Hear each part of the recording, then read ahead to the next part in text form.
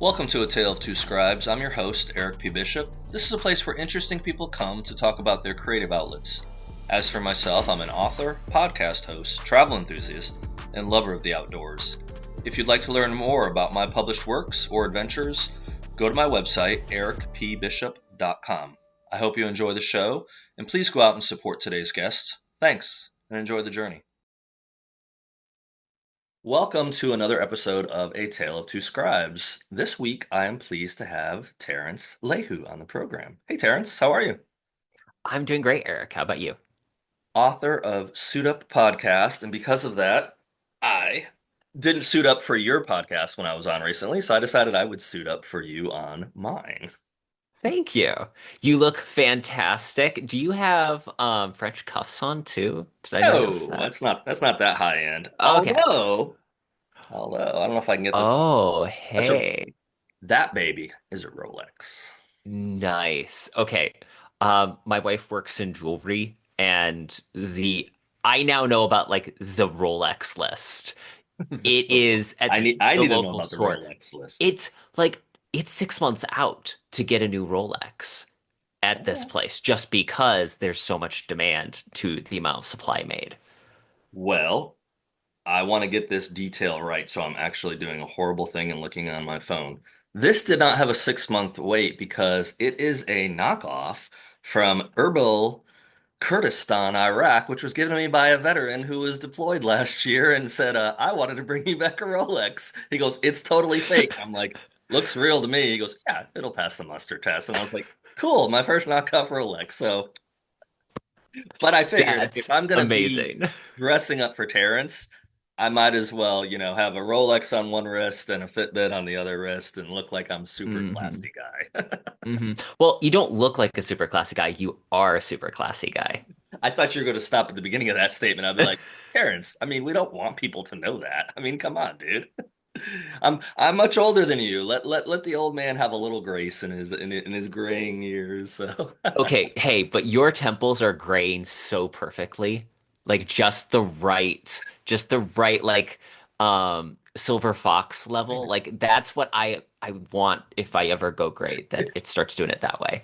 you don't want to go gray. Let's just put it. Let's start with that. You don't want to, but I actually had friends in college that were starting to get gray and starting to lose their hair, and I was kind of like, hmm "Oh, you poor guys." And so mine hmm started, I guess, thinning in 30s, and maybe a few hmm little like back here a little bit on the widow peaks, whatever they call them. hmm Yeah, the gray really didn't kick in, I think, till like late 30s, early 40s, and then it was more mod. And still is not.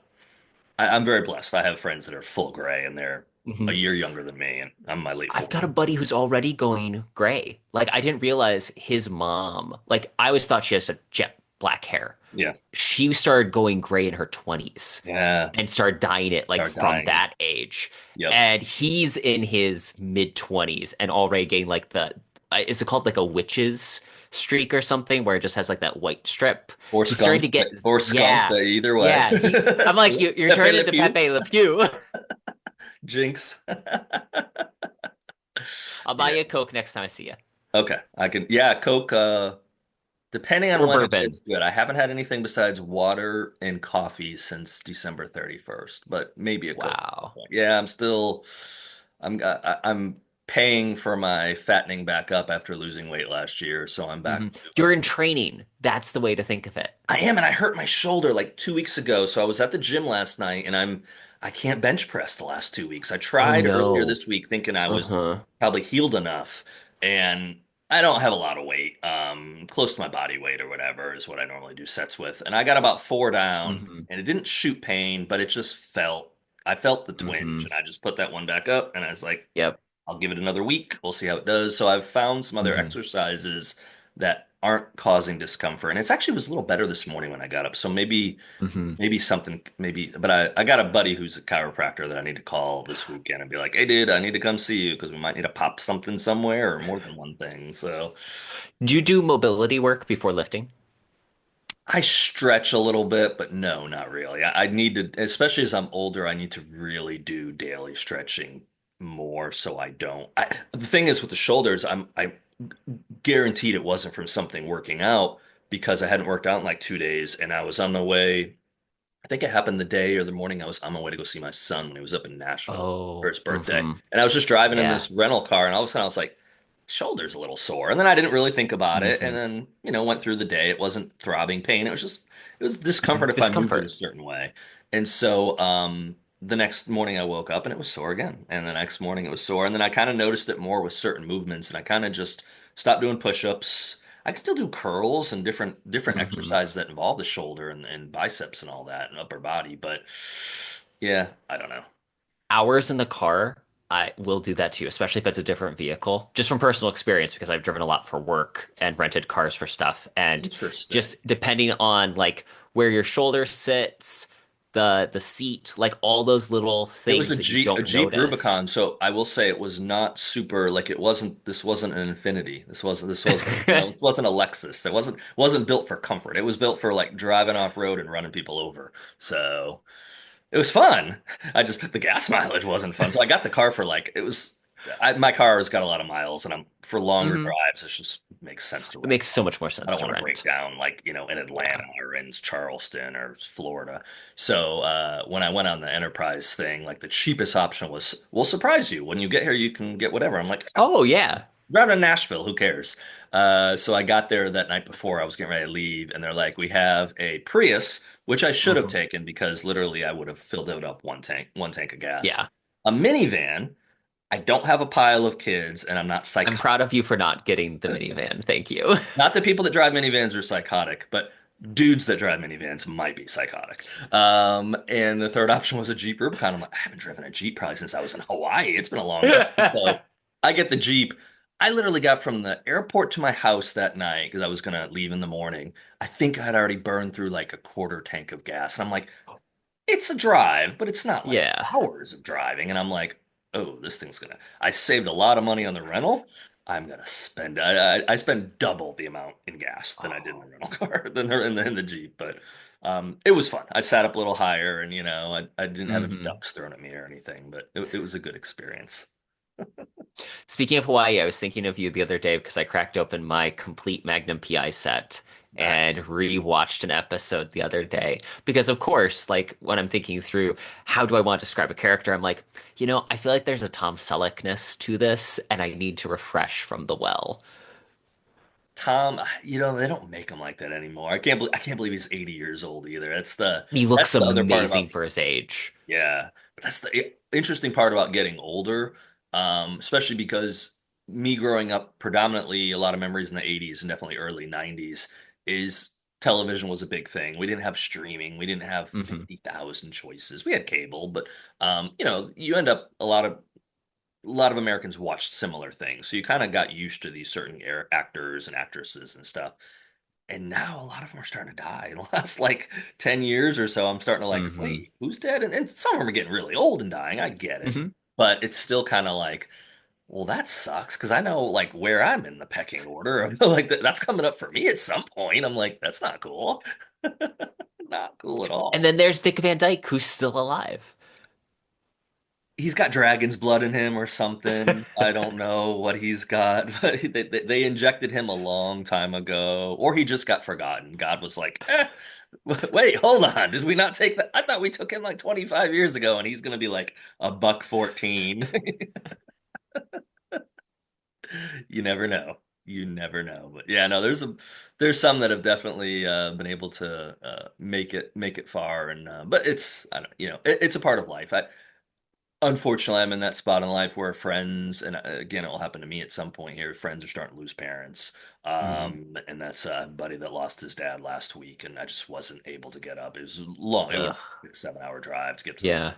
Had the kids, had work. It was just like there's no way I can swing up for this. But it's hard because you want to be there to support your friends, especially going through something like that. So, but it's also, you recently got married. I mean, there is a Hmm. cycle to life, and Yeah. I think when you accept that and embrace that and find the joy in the journey that goes on, I think that helps your perspective a lot in life.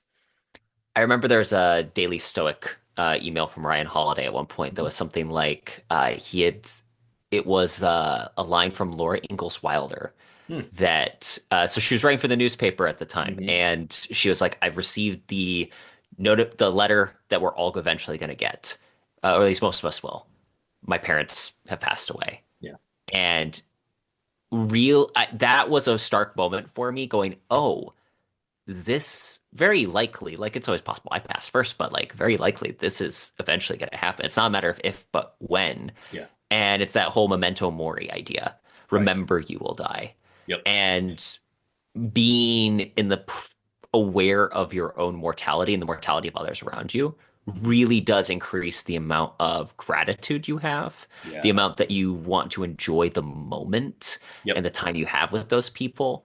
It also, I don't know about you, but for me, I'm one of those people like from the time I was a kid, I was like, I have an expiration date and Hmm. I want to stuff my life with as many things as I can Amen. before the finish line catches up with me. Hmm. I Right. want to run as far and as long as I can, but eventually I know it will come to an end. Yeah. Yeah, I'm that way with travel and with a lot of other things. And I try to tell it to my kids. I'm not going to get to the end and be like, I saw everything I wanted to see.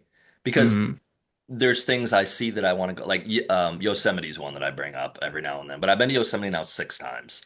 Hmm. I'm trying to get back to Yosemite once a year for the rest of my life if I can Oh, settle. that's so cool. And it probably won't happen every year, but I'm trying to Hmm. because it's one of those places that I'll never get to a spot where I'll be like, I've seen it enough. I'm okay. Hmm. Every time I go and I look up and I've seen that view and some of those views 6 times, and of course over a couple days being there, every time I look up, I feel closer to God, honestly. I feel Hmm. like there's a religious element of being out at that particular spot in planet Earth. So yeah, absolutely. But again, we're blessed to be able to continue on the journey, and hopefully we can have many, many more years to go see some amazing things. So the other thing I was mentioning too when you said that is we're filming this on Super Bowl weekend. So the mortality side of it is Super Bowl 50, I guess, when Peyton Manning won and the Broncos. Um, Bruce and I, my son and I, so that was like 8, 9 years ago. That was a while ago now. I think I forget what Super Bowl we're up to.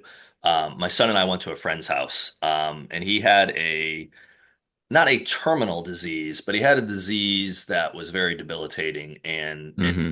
to handle that disease as a young man, they gave him a tremendous amount of drugs. And they said, we can either give you these drugs and you can have somewhat of a normal life, Hmm. or we don't give you these, but we don't give you these drugs, and your life probably be horrible. You might live really long. The drugs Hmm. will probably kill you much sooner, but you have some semblance of normalcy. And Yeah. he went with the drug option. He was young at the time. Yeah. He was, I think, in high school. He was a football player, healthy guy. Um, Wow. so he ended up passing away at 40. And so we were at his house watching the Super Bowl. Another mutual friend of ours wasn't able to come. And a week later, I got that call basically. Actually, he tried to call me for like a day, and we'd always ignored each other's calls, this other friend.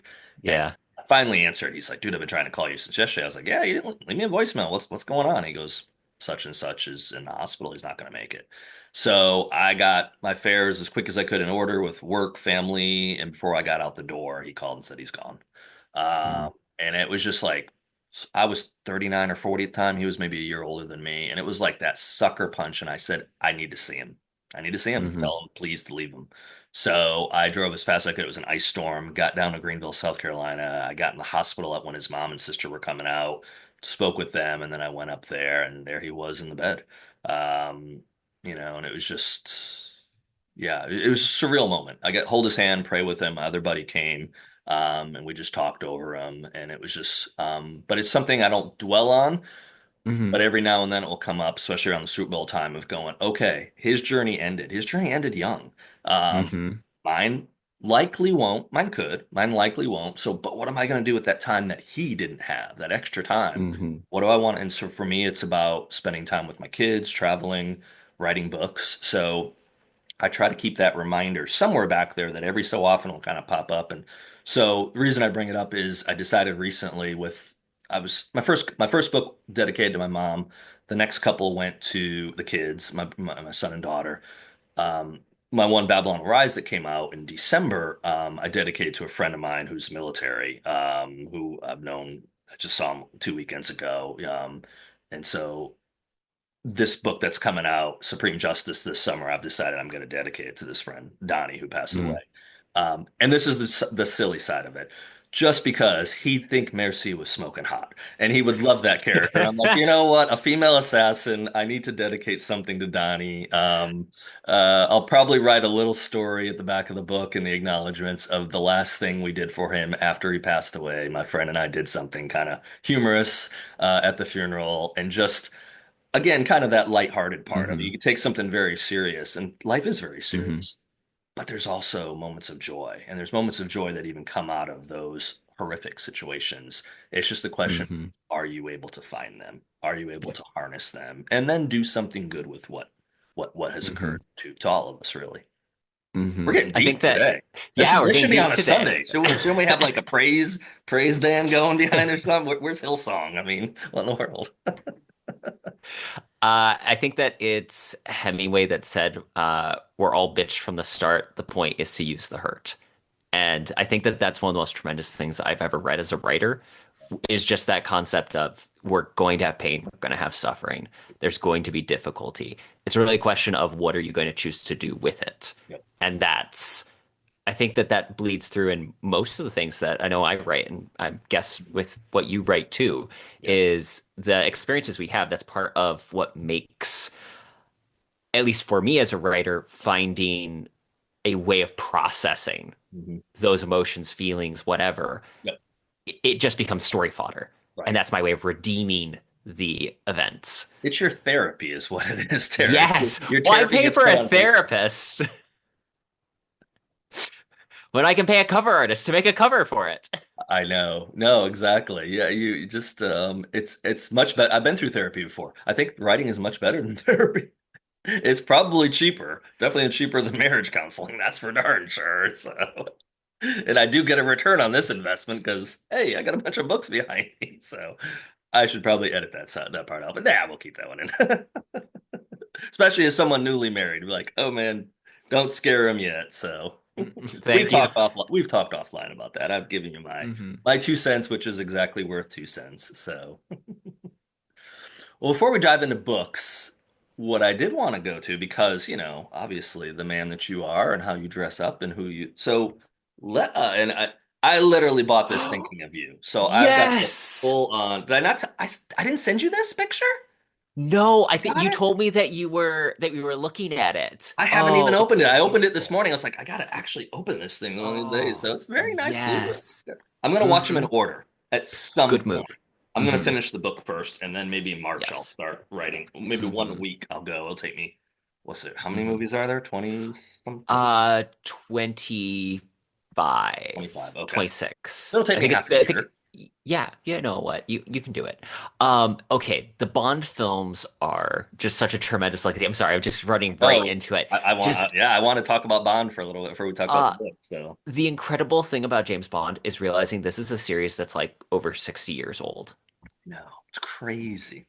Like, if Crazy. you look at the film series that have existed, at the like I was just talking about Godzilla recently on a different show, and that's like 70 years. The Mhm. next like oldest film series I think is either Universal Monsters or James Bond. Or James Bond. Yeah. And James Bond just it's an incredible film legacy. It's an incredible series of watching the reactions of Hollywood because Mhm. these films both have influenced the way stories are told, Right. and then also you see they've reacted to this is what was popular. So you see these like 100%. rise and falls. Like I still think it's amazing that Batman Begins was what inspired the producers to go, oh, we can just completely reboot this and do Casino Royale. Yeah. But then, as the series progressed, so much of what like The Dark Knight Rises, that whole flight sequence that Mhm. happens, that's because Christopher Nolan's a big Bond fan and he loved that scene in License to Kill. Right. Like, it's just interesting to see how it's introduced so much into the language of filmmaking and Mhm. storytelling, and in the same token, it's still being affected by the people that enjoy it. Like again, Christopher Nolan Bond film would be amazing. I don't think it's ever going to happen, but it would Yeah. be so fascinatingly cerebral. Right. And Okay, so I think that we You're had a geek. You're conversation. geeking out Sorry, here. I like I'm this. geeking out. When you were on Suit Up, we talked about like writing intimacy is a tricky thing. Right. I remember one of the things I was the most like curious about. I when Oppenheimer came out, I knew that there Mhm. was like sex and nudity in it, and I wasn't certain like this is Christopher Nolan, and he is not a sexy filmmaker. Right. And so I was like, what will this look like? Yeah. How will you Because have I it? heard like the day before. Hmm. And it was exactly what I expected. Very cold and cerebral. Hmm. And that's where I'm like, him doing Bond would be fascinating because, like, again, Bond is supposed to be a little sexy. Right. It's Sean Connery. I rewatched Thunderball, Did you really? and it's a little rapey sometimes, but the 65 era stuff sometimes doesn't translate well today. Yeah. But still, like Sean Connery is just walking through the hallway being all that, I and it's know. like, oh, He, sorry. So yes, that's my no. nerdy rant. Well, and that's going to follow up. So, do you have a favorite Bond actor? And this could be a different, it's a two-parter. Or who is the best? Because it doesn't necessarily mean it's the same thing. And maybe it is. Correct. It's really tough because I feel like Connery and Craig are the two like biggest ones. Bookend ones. Um, Yeah. I think that Craig brought the most like actual. He also had better scripts to a certain extent, like in terms of his character development. Right. Yeah. Um, Craig Connery was James Bond. He Yeah. like became that He set the character. tone, He set certainly. the tone, so Yeah. it's almost unfair. Right. But I really think that Timothy Dalton is underrated. Yeah. He is, in terms of he's an English actor Hmm.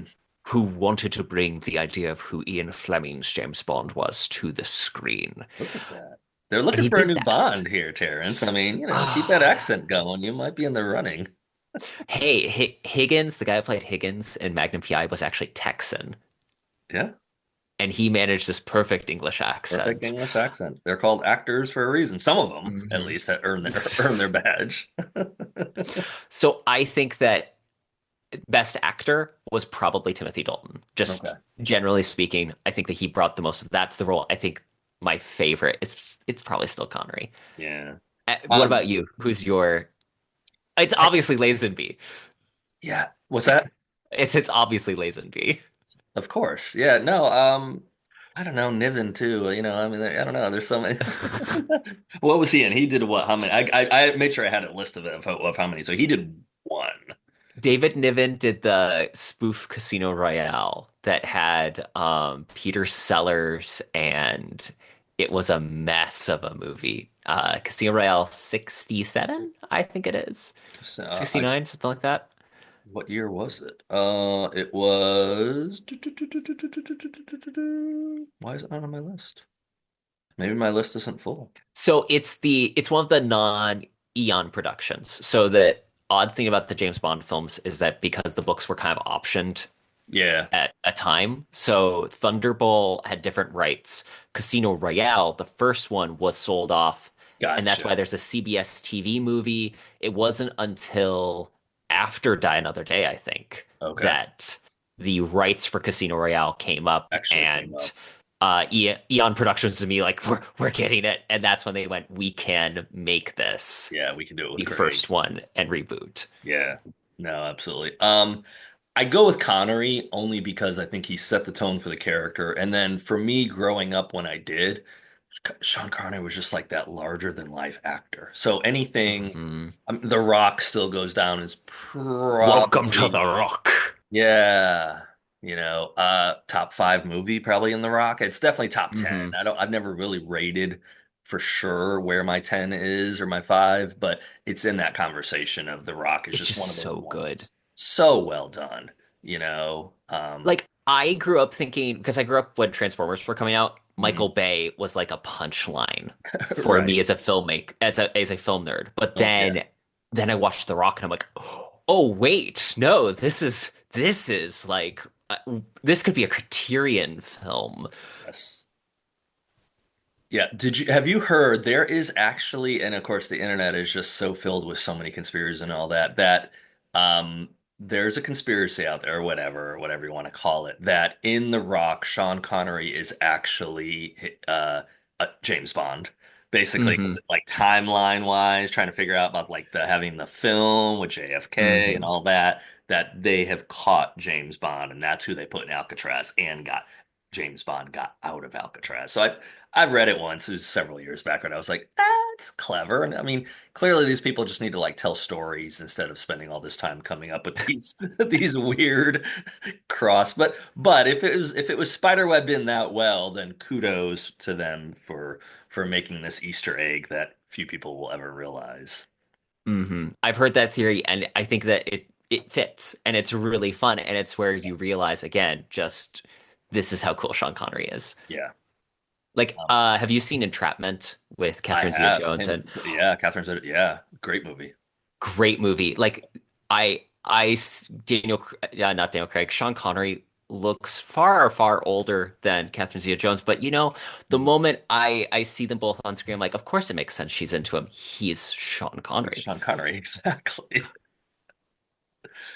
I like at the end too. I think he lived to be in his early 80s or so. I don't remember. I liked Hmm. at the end though that he kind of just went away and Hmm. did his thing. He wasn't gonna Yeah. keep, he wanted to almost be remembered for a lot of those Hmm. iconic roles. Not that like Jack Nicholson's done the same thing. You haven't seen anything from Jack Nicholson in like probably at least Hmm. 10 years. So Gene Hackman's another one.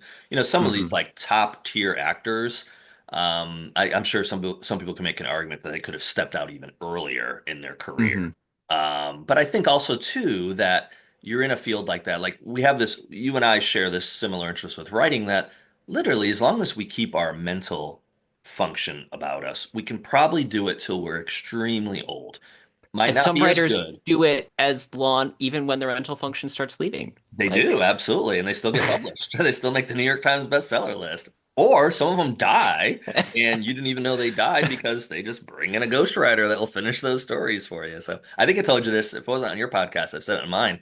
I've literally met people or know people in my circle that are loosely in my circle that in the last hmm. couple of years didn't know Tom Clancy or Vince Flynn were dead over the course of conversations where it's like, Yeah. wait, I saw a claim. They were like, I was walking through Walmart or I was walking through, Barnes and Noble and I saw a Tom Clancy book. And I'm like, you didn't see like Mark Greaney's name at the bottom, or you didn't see, Mark Hmm. Cameron or Don Bentley or any of these other guys. It's like, guess what? No, they're not but they got that brand and they can keep marketing that brand and that legacy character, and the families can probably have a Hmm. good living, probably making a few more bucks than most writers are making on Hmm. the characters. Yeah. And this is something I'll always plug for the James Bond continuation novels. I think that they do a good job Mm, of they don't usually put Ian Fleming's name at the big top. It's obviously James Bond because that's what it's being marketed as, right, but they give so much credit to, especially the last couple of continuation authors like Anthony Horowitz. right. They're like, oh, Anthony Horowitz is writing a Bond novel. And Mhm. guess what? Anthony Horowitz is a better writer than Ian Fleming and does like, his books are like chef's kiss. Right. No, it's amazing how that happens. But yeah, but where I was going with that too is that writers can keep going, but actors to some degree, yeah, might have a expiration date in the sense of Hmm. it's harder to, Not it to mention the hours. oh yeah, absolutely the Anytime strain I it read takes. about the background of like film shoots, I'm like, holy cow, that seems miserable. I'm a big fan of the Reacher show Yep, with Alan Richson. yep, And I listened to a podcast that he did talking about just Reacher season one. They're on a super tight schedule. yep, And he just kept getting hurt and hurt and hurt as they were going. And he was like popping Advil and every kind of pain med just to keep going because they had such a yep, limited time. He right, was working like 12 plus hour days. Same thing with dude that played Superman in Smallville, Tom Welling. yeah, He talks about some of the shoot schedules. I'm like, Magnum PI. Tom Selleck came out with a memoir recently called mhm, I can't remember the name of it, but it's really good.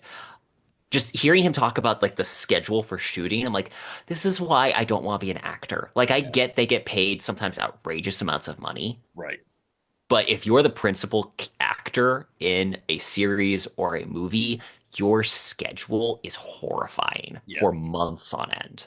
Yeah, well, you're the money maker of the brand, and so they need you on set. Versus if you have a smaller role or you're just a more of a minor character, hey, you come in and you might shoot for a few days or a few weeks, and that's your part. But yeah, if you're Magnum PI or if you were Sean Connery on a set, chances are you're there for extremely. And the other thing too that I don't think people understand about it is, yes, you have these big name actors who are making a ton of money.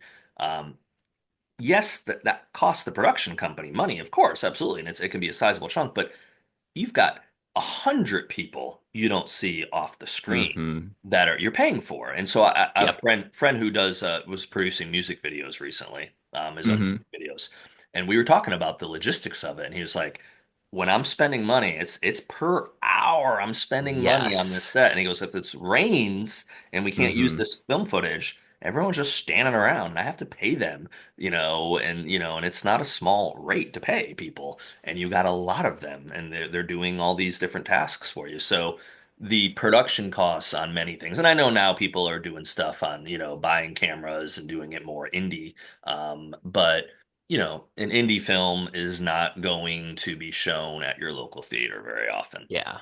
So the audience for that's going to be a lot more limited, and it's going to be a lot harder to even make back that smaller budget. I know like Blair Witch Project and some other movies were made for a few $1 million and made a bazillion. But for the most part, and also people want the tent poles. They want. So Hmm. I think this summer alone, there's a new Jurassic World movie coming out, Yep. new Mission Impossible, Tom Cruise, Fantastic Four, Fantastic Four is coming out. Superman. Superman. There's a Captain America one's coming out next week. Uh, That's right. it'll be Hmm. we'll probably air this. This will air. It'll be we'll air this after that came out, but I think it comes out on Valentine's Day. So Yep. you got these movies that people typically ask for. Sometimes they're done well. Sometimes they're Marvel's been a stinker for a couple of years now, in my opinion. Sorry, Which I audience. feel bad for this one because it's that thing where it has Anthony Mackie, who is always just so much fun when he's on Yeah, screen.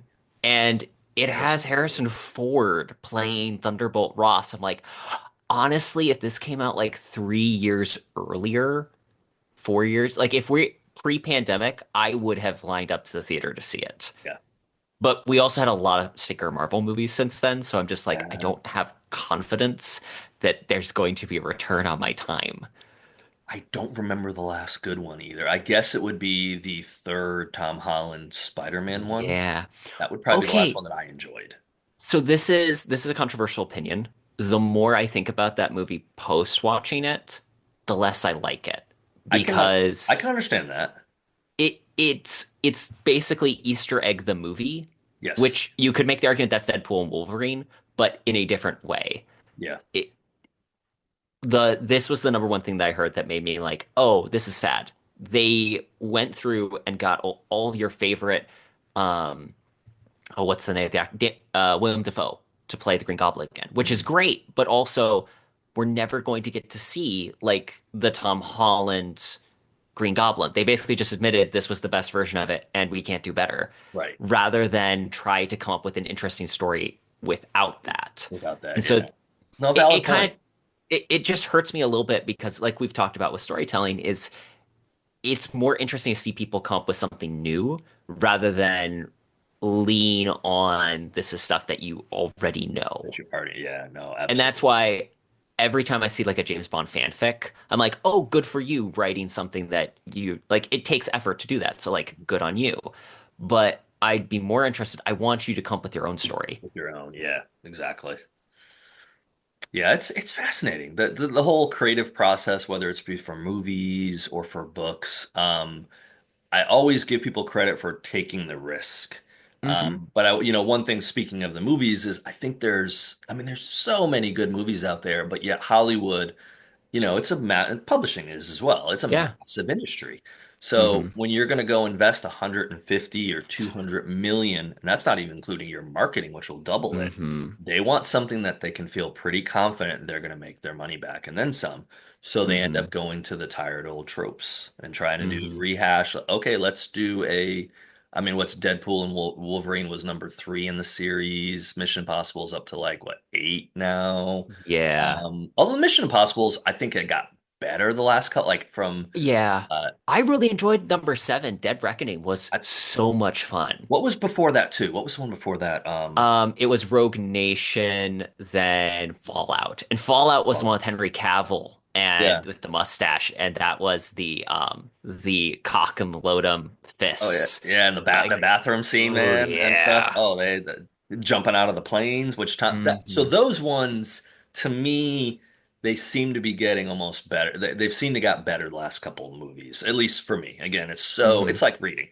It's so subjective. It's so just the eye of what catches you, what interests Hmm. you, and the next person goes, that was total crap, and they didn't like it. I'm like, okay, I well, think it's that whatever. they keep telling a good story. Like again, it's the concept. This is where I feel like sometimes to James Bond films, I wish would take more of this note in some Mhm. ways.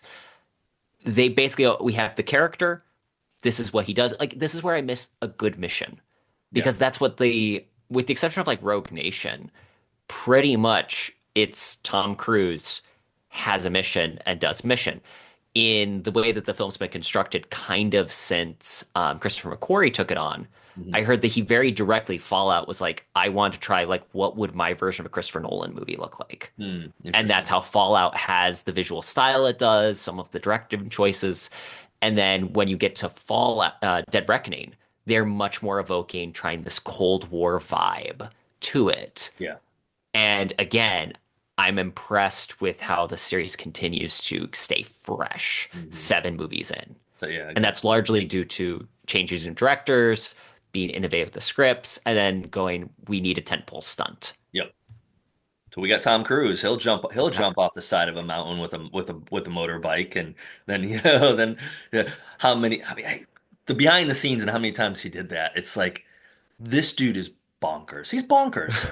Tom, I say that in love. I want you to pick up the options on the body, man, please. So bonkers with love, but that's what you need. You need someone that's not just following this little Hmm. script and this path. Yep. You want someone that's like, and he says it. And I mean, like you look at him from a maybe a personal life standpoint or marriages and all that, and maybe not a great role model for people. How Hmm. he's lived his life. But he'll say his focus is on, I think of the people that are going to be sitting in the theaters. I want to give them Hmm. the best movie every single time. And so then he demands that of Hmm. everyone he works with. And so I think you have to have a respect level for that, of them being Hmm. able to do that. And then you can also think, you're a tough jerk. I wouldn't want I to, would I want to hang out with you? Yeah, well, I think that that's the thing that we don't too many people immediately go discount everything someone does because they're a shitty person. Most Yeah, people are, is the 100%. thing. Right. So, like, I can watch films by a director, Alfred Hitchcock. You read about his personal life and you go, ooh, that wasn't good. That wasn't appropriate. Right. I understand at the time it was far more agreeable. Now, Yeah. not so much. Right. That doesn't mean his films are any less amazing, well done, and well crafted. Yeah.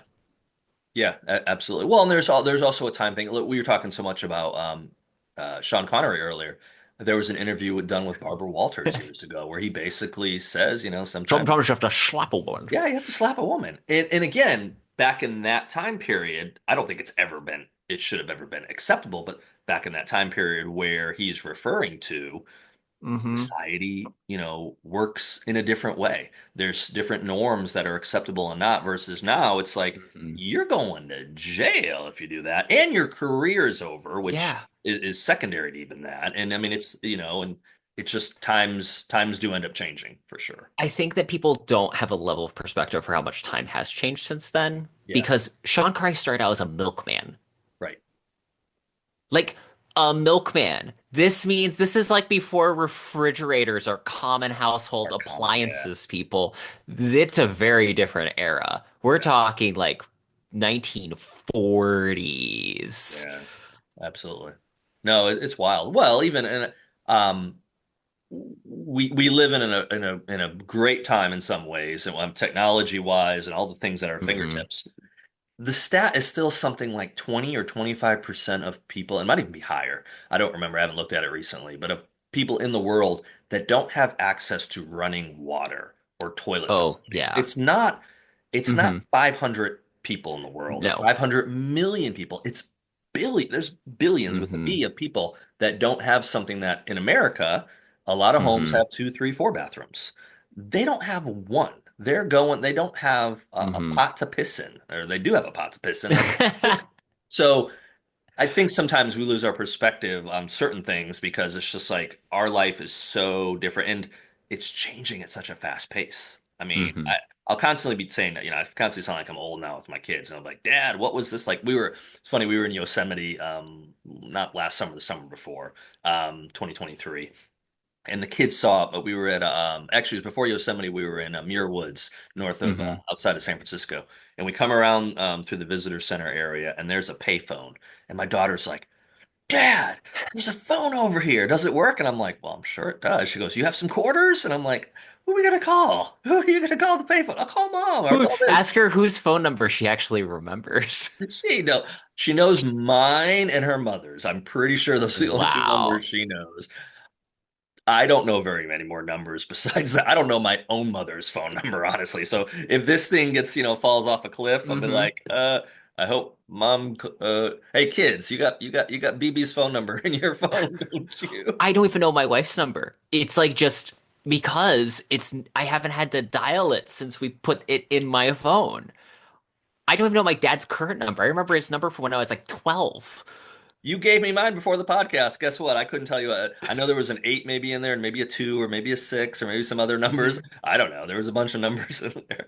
It didn't go in the memory bank. If it did, I probably would have forgot it by now, anyways. But too many. Well, too many numbers, and also like passwords. So I have Hmm. a passcode to get into my work computer, and then once you're in there to get on VPN, because I telecommute, then you have to have a passcode for your VPN connection. And then some of the systems we go in are password protected, and they don't let Hmm. you sync them all up because then if one person gets one code, the company basically, goes out of business, which is Yeah. a joke. That takes my access, but whatever. Then I have all my personal ones. My iPhone has a Hmm. six-digit code on it, and it's just like I I don't want anyone to break in because they'll know it. I have a passcode book.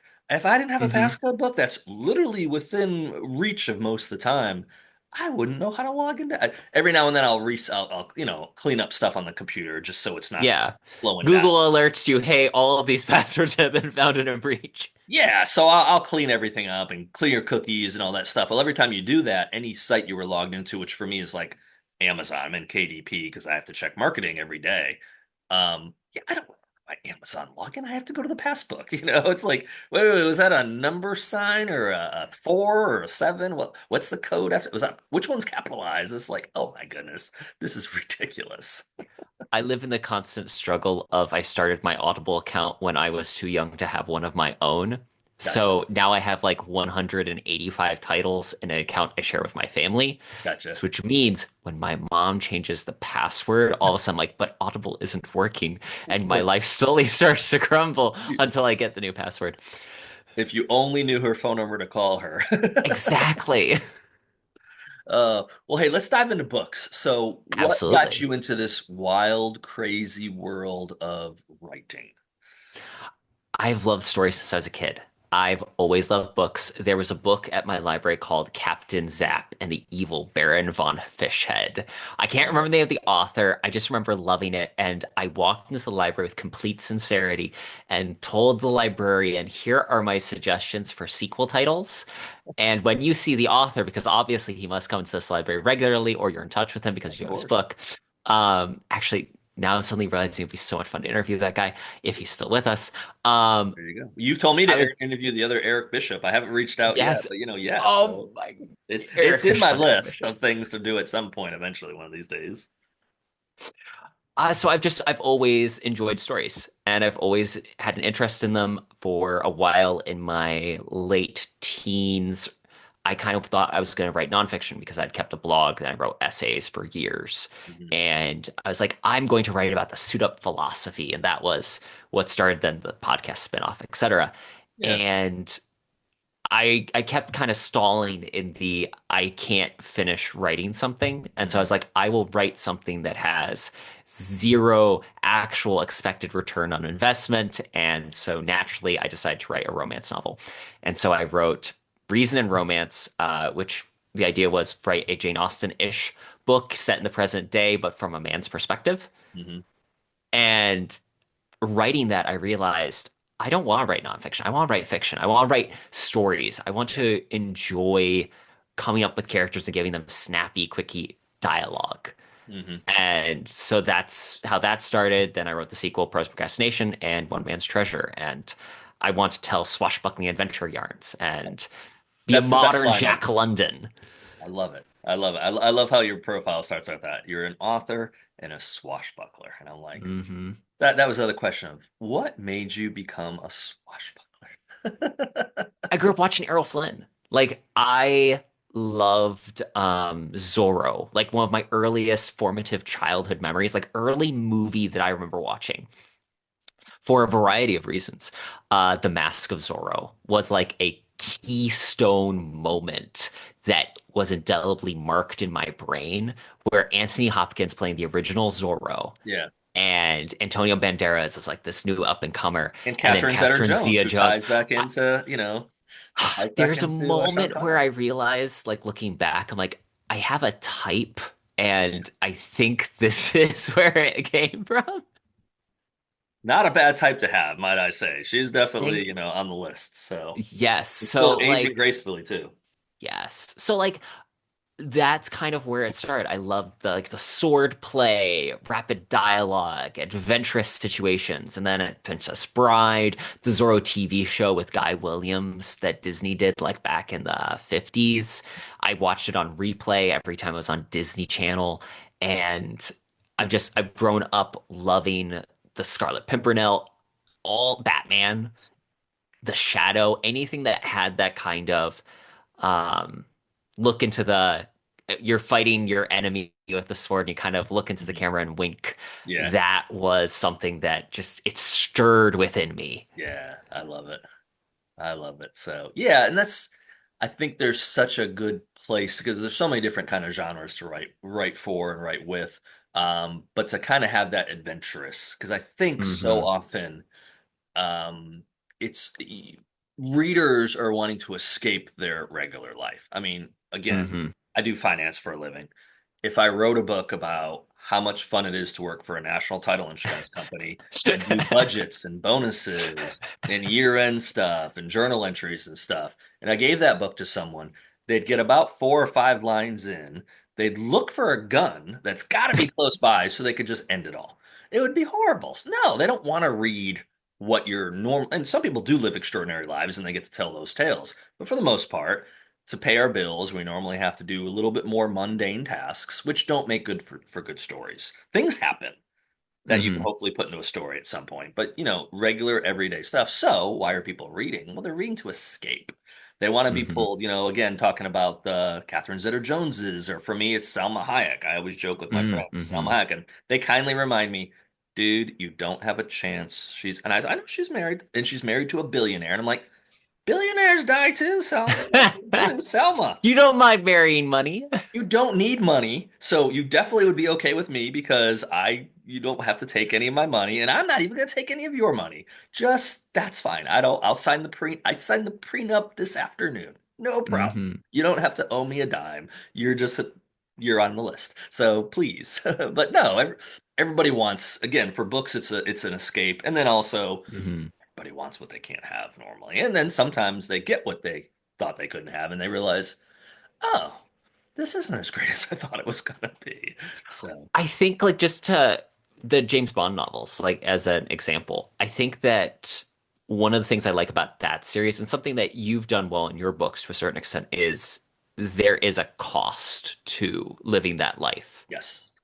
And that's something that I think is in the genre I want to write in a delicate balance Hmm. because there needs to be that level of danger and consequences, Correct. but Absolutely. you have to keep it I think in a swashbuckler vein, you need to keep the consequences. You have to keep it just light enough where you feel the sense of danger, but at the same token, we can't take this too seriously, Hmm. otherwise it kills the vibes. Right. There's it's an odd comparison, but you familiar with the Lemony Snicket Mm-mm. series of No. unfortunate events? Oh, Uh, yeah, yeah, yes, yes, yes. yeah, I remember it. Because it has like this. didn't Jim Carrey Jim Carrey did a movie. did a movie version of it, and they turned it into a series as well on one of the Yes, streaming on services. Netflix, Okay. and it starred Neil Patrick Harris as Count Yes. Olaf, who Right. great casting. There is a scene in one of, I think it might be season two, season three, where like it's a pretty, I would say dark, but like a Roald Dahl book dark, where Hmm. it's like, oh, this is all kind of dark, but also whimsical in some Right. ways. There is a scene in like season three where Count Olaf is standing above like Jacques Snicket, who's Hmm. like trying to save the kids. And it's like the kids are gone. It's just Count Olaf and Jacques tied up, and Count Olaf is holding a crowbar. And you're like, oh no. And it gets super dark real quick. And that was when I'm like, it's very, it's still, tone is a very delicate thing Yeah. where you push a little too far and it's like, and I think the point I was making is that we love adventure and we love those vibes, Hmm. but writing it, it's a delicate balance to what is the level of consequence you can put in. Yep. Because if we were to live those lives, we'd end up more like James Bond, where we're depressed, drunk, and Right. like just drained Yeah. from the adrenaline that we put into it. Like, Yeah. people in the military and the service, with enough high stakes situations, and it starts to take a dramatic toll potentially. So, like, again, it's that delicate balance for when you're writing escapist fiction. It Hmm. needs to have consequences, but needs to keep things just light enough. I think for me, a good analogy for that, and I know people are very torn on this one, and it's a little bit of an older one now at this point because a few years have passed, but watching the 24 show, Jack Bauer. Hmm. So I thought, from a purely, and I was writing at that point. I wasn't taking it as seriously as I do now, but I was into it at that point, and I was always interested in watching it from a storyline standpoint and Hmm. characterization because I try to walk that fine line with I try to make my characters as believable as possible, and it's fiction, of course, but I don't want that superhuman, like I get Yes. shot in this chapter and the next chapter I fall off a John Wicket off a fourth story of a building, and then the third chapter I am making love like there's no tomorrow because everything works great after that bullet wound and that fall off the fourth floor. I didn't break anything. So I'm trying to keep it like real. Well, the reason I bring up 24 is a show that I thought started really strong and very patriotic. You got this guy in this situation and you're rooting for him. Well, before too long, Jack ends up doing some things that I think you can't pull back from. When you shoot someone that you know is not really a bad guy, but it's to get the next piece ready or Hmm. next piece done. Well, me as a watcher and as someone that likes to tell stories, you've now crossed a line where you're living in this gray area where Hmm. someone can make an argument you're still a good guy, but I think someone can make an argument that you flipped and you're a bad guy. I don't know that I can root for you anymore. And there's even some um, modern writers that have written series that I was into for a while, and then the development with the character, I'm like, I think they're a psychopath now. I don't Hmm. want to, and some people love that, and those books sell a lot more than I'll probably ever sell in the course of my entire career. And God bless them for doing it. As a reader, I'm like, yeah, I want at the end of the day, not every book I read, but in that type of genre, I want to be able Hmm. to pull for the protagonist. And to me, Yes. if the protagonist has more antagonistic qualities at some point, nah, I'm probably done with the series. And I've had like quite a few series over the last 10 years that I just don't even read anymore. I'm like, yeah, I'm done. Yeah. And there's so many to read too. So it's not a Hmm. knock, again, it's not a knock at those authors. They found a way to monetize the series and probably love telling their story. So again, God bless them for it. But they'll be fine if I don't read their series. They don't need me. They got a lot of readers. Hmm. I think that for me that it's on a bubble because if it's a noir story, I'm okay with them being a villain to a certain Sure. extent. Yeah, absolutely. Because that's the genre that it's in, where the moral ambiguity of are they the hero or actually the villain Yeah. is a part of what the nuts and bolts of what makes that Right. click. 100%. So one of the greatest compliments I've ever gotten to this day was with my first book, The Body Man, and I got multiple ones reached out to me. And there was a character in there called Peter Kasha, And Hmm. Peter is doing some bad things. Um, and the response I got from several readers was, I know Peter wasn't a good guy and you kill him. He has to die at the end, but I was rooting for him. I Hmm. liked the character. I wanted him to, break that pencil Hmm. off and sail off into the distance, not bleed out and die, and not get Hmm. shot, not have this. So, I think that's also a compliment from a writer's perspective or from someone that's writing is if you can take a villain that people should, for every sense of reality, be against and make them likable, then I think you've done your job because you've Hmm. not just made this one dimensional, he's bad, you can't root for him. But no one's that. There's maybe a few exceptions to that, but in the course of human history, but even probably the exceptions to that, there's some sense of humanity there. There's probably Hmm. something they did in their life that was maybe good, possibly, Hmm.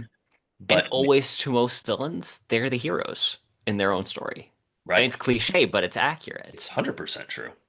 If they're standing there twirling their mustaches, going, "Ah, yes, look, as I put the damsel on the train tracks, aren't I evil?" That can be fun and campy way, but it's not practical for like a cohesive person that you want to believe. Have you seen? I saw one episode. I don't know that I'll ever watch any more, but I think one day the kids were watching something in the room and I didn't want to watch it, so I was flipping around on Paramount Plus. I don't even know what network. And there's a show, The Trader.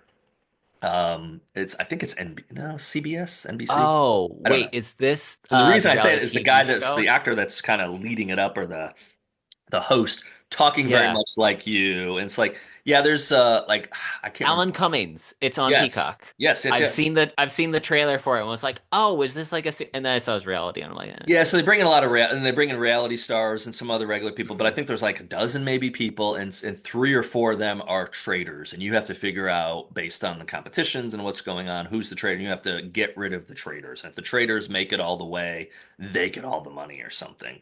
Again, I saw one episode and I was kind of like, because I do watch. I'll watch. I stopped for about 10 seasons, maybe more. I watched a lot of Survivor up until probably like season Mhm. 20, and then I stopped and didn't see very many till maybe like mid 30s. And then kind of Mhm. the kids and I got back into watching it and really enjoyed it. And then COVID happened and kind of the whole world went to really like on, Yeah. meth, went crazy, did something weird. And Bath salts. there you go.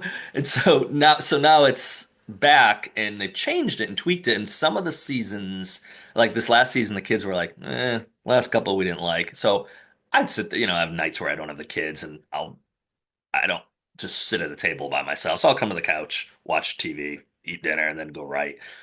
So I got back into watching the newest season, and it was actually, I thought, a pretty good season. So I told the kids, Okay. yeah, I was like, it's back on track. And they're like, we'll see. So I'm like, well, I hear season 50 is going to be Return to like a bunch of all stars. So maybe that'll be one you guys want to watch. But to me, that series has somewhat stayed fresh, because at Mhm. the end of the day, everyone's probably lying to each other and Mhm. backstabbing and all that.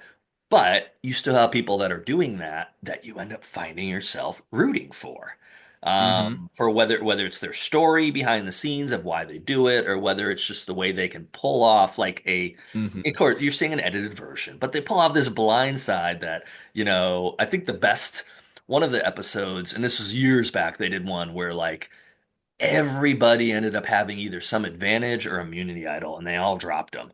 And so the one person that ended up getting voted out really didn't get any votes against them. They were just the only person that could leave.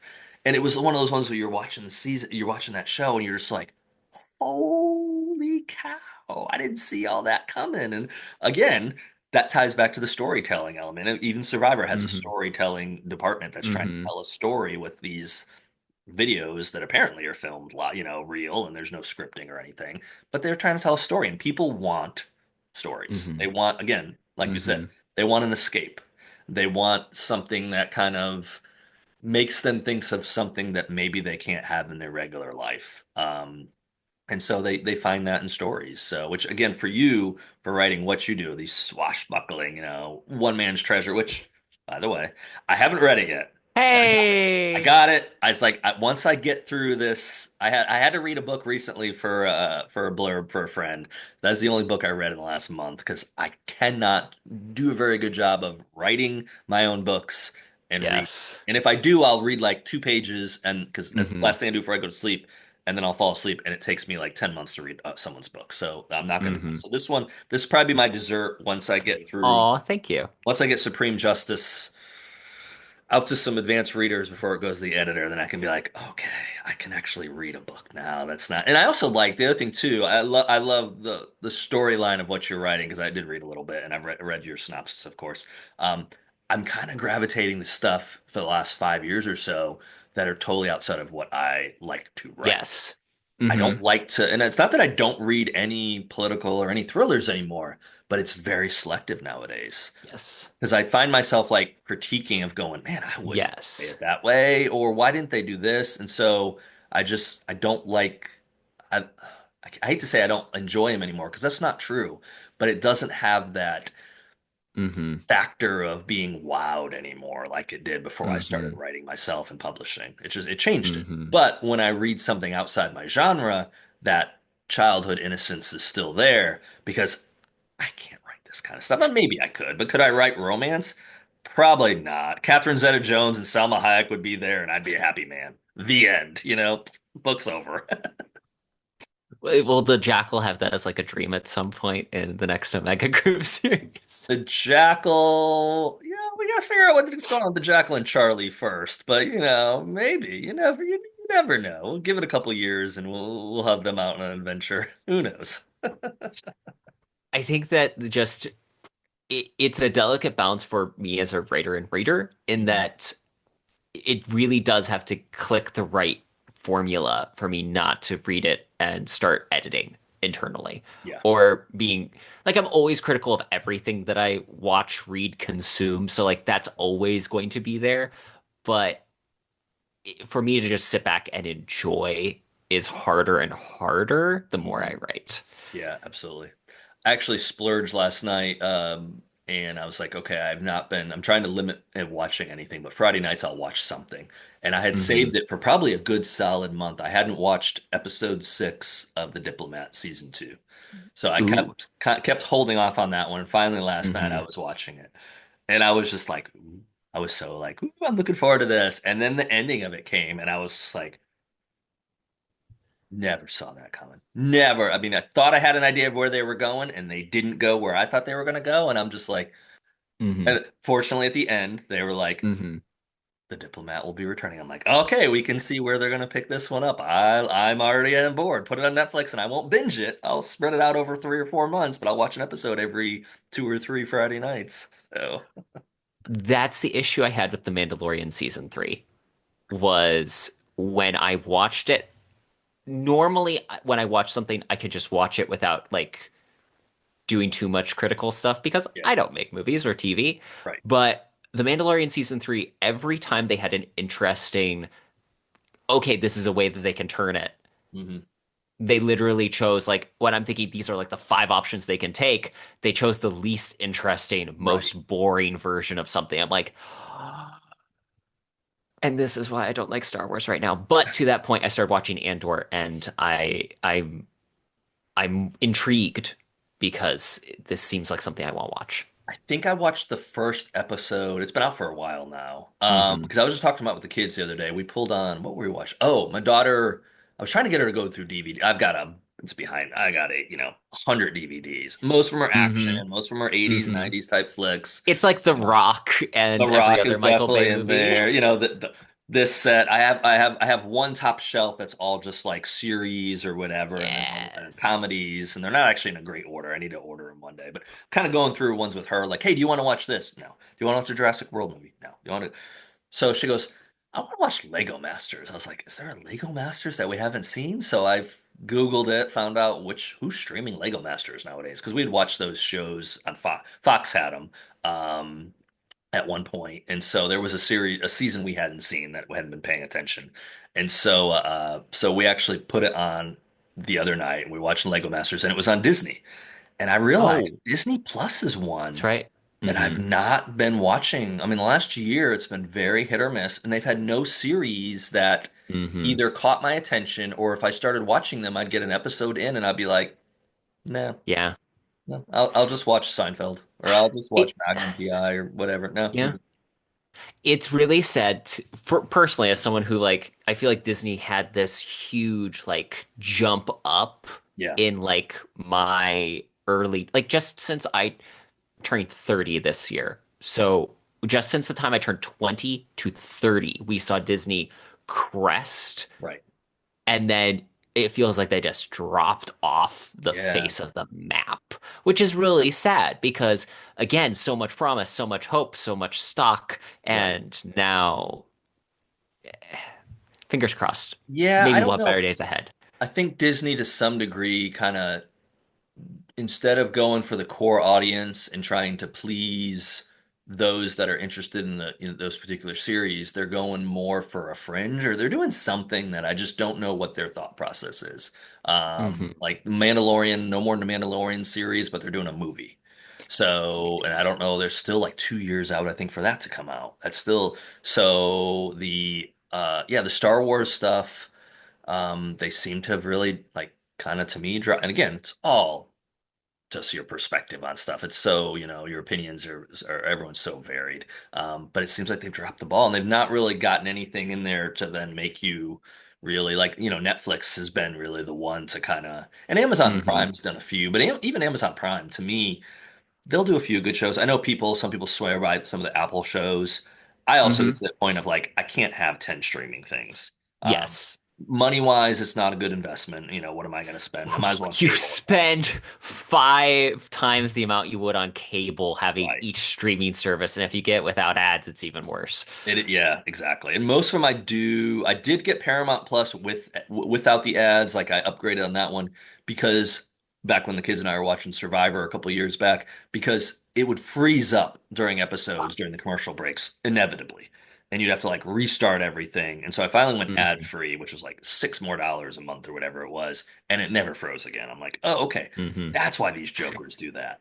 But I don't have the bandwidth of I want to write books. And to Yeah. me, movies and entertainment are a good distraction to kind of reset, to kind of Hmm. unwind, not be in that creative mode, which I think helps me in future creative modes. But Hmm. I don't want to get to that point too where I'm just entertaining myself because then I'm not that they don't this amazing thing. Books don't write themselves. They don't. You have to write them. And sometimes what's even worse, you have to research them. Exactly. A lot of it. Ugh, Depending on what you write. But yes, absolutely. I'm working on a story set in the 1920s right now. Okay. And it's not as bad as I kind of put on ice a story I was writing that was set in like medieval era. Yeah. Way more research to do on that one. 100%. And but even the 1920s, I'm like, what is this like airplane engine? When did they start instituting checklists Right. for starting takeoff? Like it's just fascinating. I have avoided research with as much as I can. When you write a rom-com, you don't have to do that much research. Right. When you're writing anything set in history, it's or technical things, it's like, oh dear goodness, there's just so much data to sift through what's valuable, what's not. Yeah, and yeah, what do you need to include? And you have to almost Hmm. become a low end expert in a lot of things, and most of those things will never make it in the pages of the book. But to make the story Hmm. in the Your book world work, real. unless you want to get Hmm. nasty grams from people saying, guess what? They didn't have an Apple iPhone back in the 40s. Like, what? No, no, no. You got to get things accurately to where they need to be so people will believe your time period. It takes a lot of effort. I mean, I'll a lot of nights if I'm doing stuff, I'm doing a lot Washington stuff with this most recent book because Supreme Justice because it focuses on a Supreme Court case, which is really off the. I'm not. It's going to be Hmm. too controversial, so it's just in the background. It's very minor. Hmm. Um, but just to get all the DC stuff, and one of the things that I always end up hearing from people around DC is like, "Hey, you got that restaurant right. Like the booth in that restaurant and all that." Some of the places I've actually been to, and that's why I love to Hmm. include stuff I've been to. But a lot of times it's just research. Where is it? And that's not a minute when I go to do that. That Hmm. might be putting my writing aside for 30 minutes to then figure out Yeah. where the streets are, where this townhouse would be, where the guards would be, and all that. And then that becomes 2 lines in the book. So my Hmm. 2 hours of writing I have for that night is condensed by a lot of the fact that I'm not able to really dive in and write. I'm doing too much research. So I don't know. But you have to do it. So Um, don't want to go too long with this, so tell readers, if you can, give us a synopsis of One Man's Treasure, where people can find it, and then I got a final question for you. One Man's Treasure is the story of two brothers that win a treasure map in a poker game, and then they ask themselves, well, what if it's real? Along the way, they meet spurned lovers and actual modern day pirates. Will they find the treasure? Will they find true love? You need to read the book to find out. It is available on Amazon, the great mighty Amazon. You can also DM me on Instagram if you want a signed copy. I do have those available, and you can find it wherever online. Wherever online books are sold. Awesome. So my final question is always the same for people. Now, you're a little bit younger, so you might have a little while before you have to figure this out, but you never know. Life's an interesting thing. So I think you'd agree with me that we have a first page. Life's like a book. We have a first page, we Mhm. have a last page. None of us know how many pages are in the middle of that, but as a writer, even a rom-com writer who's going to put a little romance in this maybe, what would you want your last page of your life's book to say?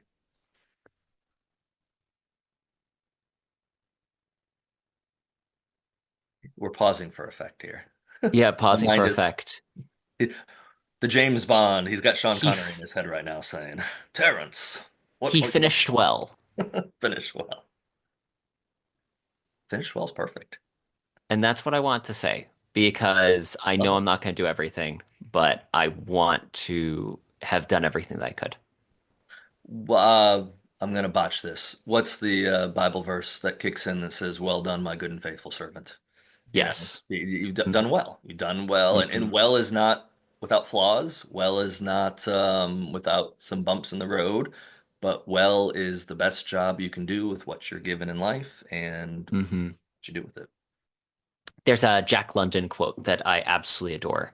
He also died at like age 50, Yeah, he died young. which Good shocking. comparison. But he said, "The purpose of man is not to exist, but to live. I will not waste my days trying to prolong them.